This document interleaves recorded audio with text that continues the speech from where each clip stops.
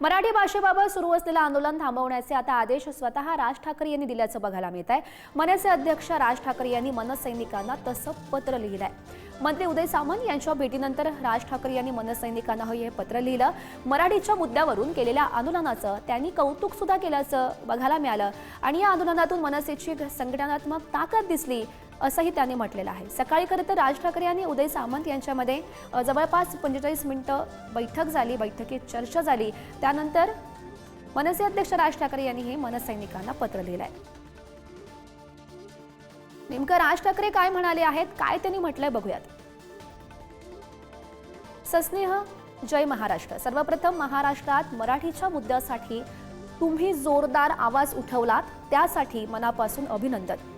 मी गुढीपाडव्याच्या मेळाव्यात आदेश दिला होता की महाराष्ट्रातील बँकांमध्ये मराठीत व्यवहार होत आहेत की नाही हे पहा आणि नसल्यास त्याबद्दलची जाणीव त्या बँकेच्या प्रशासनाला करून द्या।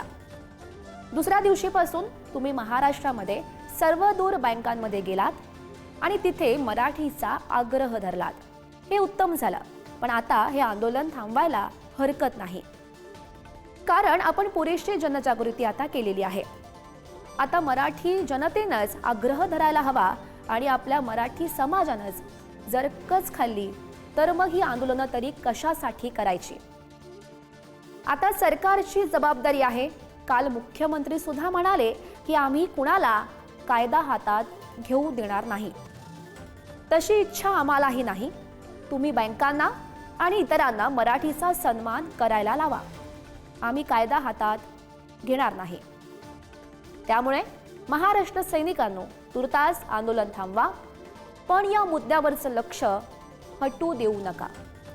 राज ठाकरे अध्यक्ष मनसे।